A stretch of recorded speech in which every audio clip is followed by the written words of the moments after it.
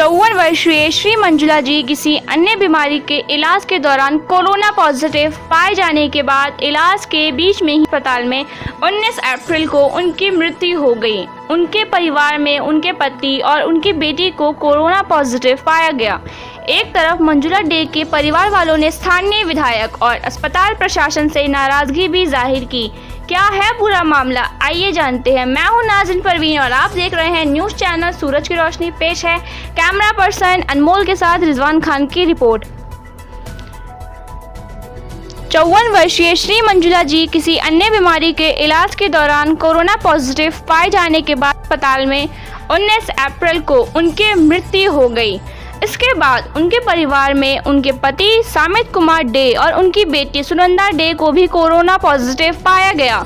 वहीं दूसरी ओर उनके बेटे सौरभ डे की कोरोना रिपोर्ट नेगेटिव आई है। उनके परिवार के लोगों का समाज के लोगों के स्वास्थ्य की चिंता बढ़ी हुई है। एक तरफ स्थानीय विधायक और अस्पताल प्रशासन से नाराजगी जाहिर की, वहीं पुलिस प्रशासन की तारीफ कर रहे हैं।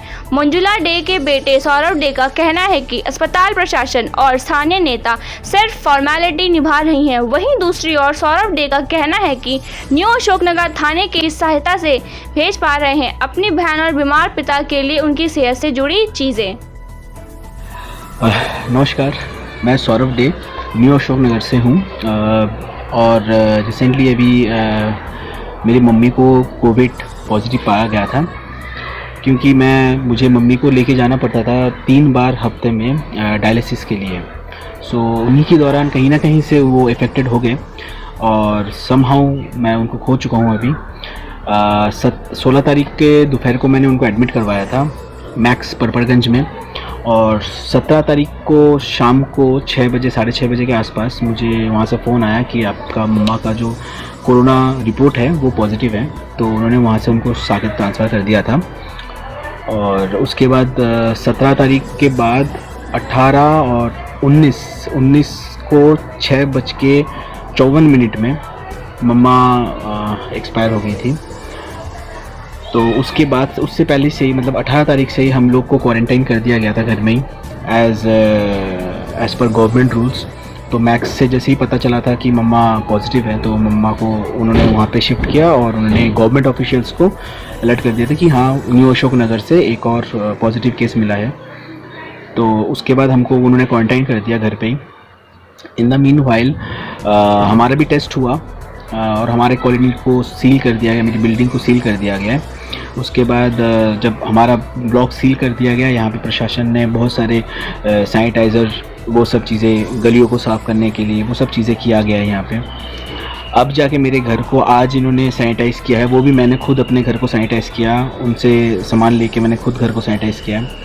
और 18 तारीख को 18 या 20 तारीख को शायद हमारा भी टेस्ट हुआ था, जिसमें मेरा नेगेटिव आया है और मेरी सिस्टर और मेरे पापा का पॉजिटिव आया था कोरोना। तो उनको यहाँ से लेके गए थे मंडोली आइसोलेशन सेंटर में। ये मंडोली जेल है, जेल के आगे ही है, एक अपार्टमेंट है, बेसिकली प्रॉपर अपार्टमेंट है। वहाँ पे उनको रखा गया है, एक सिंगल फ्लैट में उनको रखा गया है। मतलब 3 BHK बेसिकली, वो 2-3 BHK हैं, जिसमें एक रूम में दीदी हैं और एक रूम में मेरे पापा हैं। सो बेसिकली मुझे ये बोलना था कि जब उनको वहाँ पे रखा गया है, क्वारंटाइन करना गया है, उनको जो खाना पीना दिया जा रहा है बेसिकली वो बहुत ज़्यादा ही अनहाइजीनिक टाइप का है। एक तो वीडियो में ऐसा है कि दीदी को खाने में पत्थर मिला है और डॉक्टर्स भी नहीं चेक करते प्रॉपर तरीके से। अगर चेक ही नहीं करना था तो उनको घर से ही क्यों लेके गए, सो दैट मैं तो घर पे ही उनको कम से कम देख सकता था। मुझे जितना भी पता चला है कोरोना के बारे में एज ऑफ नाउ अभी तक, वो मुझे इतना पता चला है कि हमारा अगर इम्यून सिस्टम अच्छा है देन हम उससे फाइट कर सकते हैं।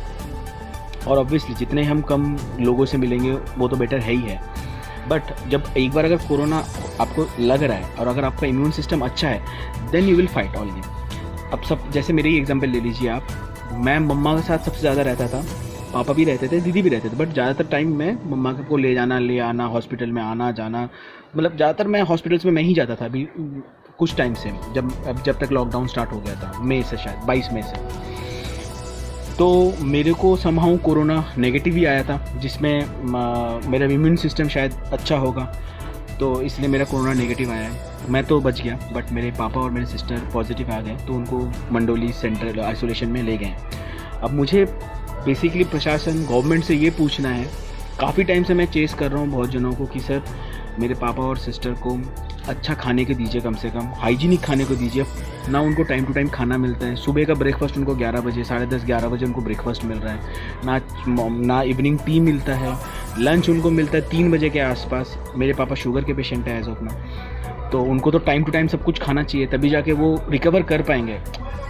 एनी हाउ मेरे पापा बहुत अच्छे, मतलब एक बहुत अच्छे तरीके से हैं, हेल्दी हैं वो ऐसे में, बट वहाँ पे जाके वो शायद धीरे धीरे उनका तबीयत ख़राब हो ही जाएगा अगर ऐसे ही चलता रहा। अगर डॉक्टर्स उनको नहीं देखते, बुखार अगर जैसे जिस दीदी को एक अभी बुखार आया था, उन्होंने क्या किया, बाहर से एक टैबलेट फेंक दिया पैरासिटामोल का। This is not the way basically, ठीक है। अगर बुखार आया तो आप लोगों के पास वो पीपीई किट होना चाहिए, आप लोग कम से कम चेक तो कीजिए कि कितना बुखार है, क्या है। उनके पास एक थर्मोमीटर नहीं है, उनके पास बीपी का मशीन नहीं है। अगर कोई बंदे को बीपी शुगर इन सब चीज़ों का प्रॉब्लम है तो वो कैसे चेक करेंगे, नहीं कर पाएंगे। और ना मुझे घर से अलाउ कर रहे हैं, ठीक है मैं घर पे क्वारंटाइन हूँ, दैट आई नो, बट कम से कम कुछ फैसिलिटीज़ वहाँ पे रखिए, सो दैट वहाँ पे जो पेशेंट आ रहे हैं वो पता चले ठीक होने से वो है कि वो और ख़राब हो जाए। अगर ये सब चीज़ें ऐसे ही चलता रहेगा तो बहुत मुश्किल हो जाएगा बाद में। तो मेरे को प्रशासन से यही है कि कम से कम जितने भी पेरेंट्स हैं, नॉट इवन माई फादर, जितने भी वहाँ पे पेशेंट हैं सबको टाइम टू टाइम खाना दीजिए। जो भी शुगर के पेशेंट हैं, जिनको जो सिक हैं थोड़े से, क्योंकि अभी तो हम समझ लेंगे, जब बाद में चीज़ें और ख़राब हो जाएगा देन वो चीज़ें संभलना बहुत मुश्किल हो जाएगा। और रिसेंटली मैंने अभी अपनी मम्मी को खोया भी है, so I don't want to lose any more, and मैं ये भी नहीं चाहता कि और भी कोई इस तरीके से खोए किसी को। और हमारे जो अशोकनगर में जो सैनिटाइजेशन का प्रोसेस चल रहा है वो कुछ अच्छा नहीं चल रहा है एज सच। मुझे गवर्नमेंट अथॉरिटी से कॉल आता है, डेली कॉल आता है कि सर आप कैसे हो, ये है blah blah and blah, but colonies को वो डेली इफेक्ट नहीं कर रहे, डेली सैनिटाइज नहीं कर रहे हैं, डेली प्रॉपर तरीके से साफ़ नहीं होता है। वो 2-3 दिन में एक बार आते हैं, यहाँ के जो लोकल MLAs हैं, MPs हैं, वो सब आएंगे, अपना करते चले जाएंगे कि हाँ भैया हम आ गए, हमने कर दिया।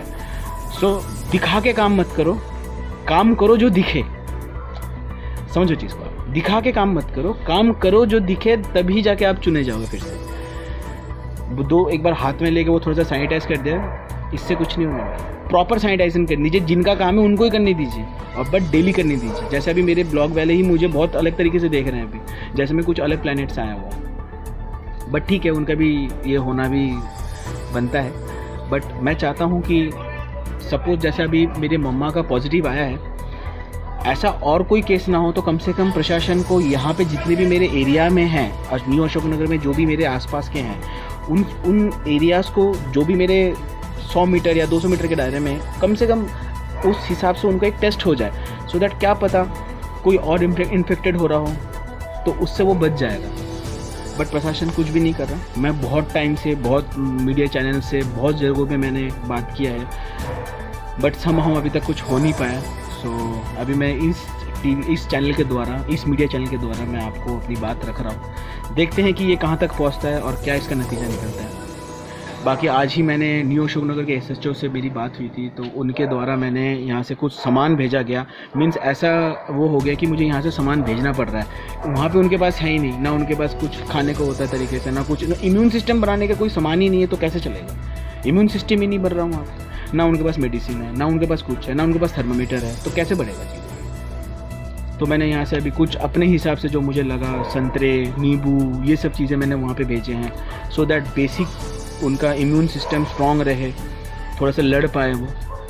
एज ऑफ नाउ जैसे उनको कोई सिम्टम्स इतना है नहीं, so hope for the best, let's see प्रशासन कब जगती है और कब होता है। ऐसे में तो अरविंद सर तो बोलते हैं कि हम आपके साथ हैं, आप पार्टी हैं, बट वो आप पार्टी अभी नहीं दिख रही किसी को। बीजेपी सरकार भी है, मोदी सर तो बहुत ज़्यादा हाई लेवल में लड़ रहे हैं, बट ठीक है जो छोटे छोटे लेवल में उनको भी तो देखना पड़ेगा।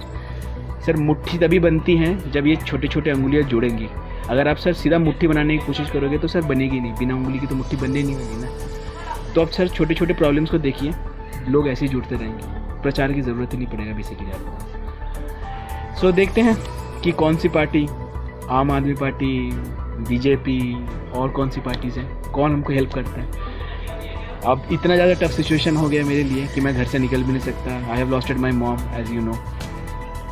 सामान भी पहुंचाना है, घर से भी सामान नहीं भेज सकता, इनको डर लग रहा है कि भैया मेरे घर पे भी कोरोना है, तो ठीक है। सो अगर ये सब चीज़ें हैं तो कम से कम आसपास लोगों को भी थोड़ा सा चेक कीजिए, देखिए उनको भी, कोई कुछ कर ही नहीं रहा। सो रिक्वेस्ट है मेरा आपसे ये, प्रशासन से बेसिकली, इस मीडिया चैनल के थ्रू मेरे, कि आप कोई स्टेप उठाएं, क्योंकि जो भुगत रहा है वो ही बता सकेगा आपको चीज़ें क्या हो रही हैं। आइसोलेशन सेंटर का नाम मैं फिर से आपको दोहरा देता हूँ एक बार और, मंडोली आइसोलेशन सेंटर है। ये मंडोली जेल के आगे ही है, एक अपार्टमेंट है, Mandoli isolation centre. So hopefully देखते हैं कि कब जो हमारे सरकार जागरूक होता है और इसके बारे में कुछ रिवर्ट आता है। Fine, thank you, this is all for my side, thank you, God bless you, stay healthy, bye.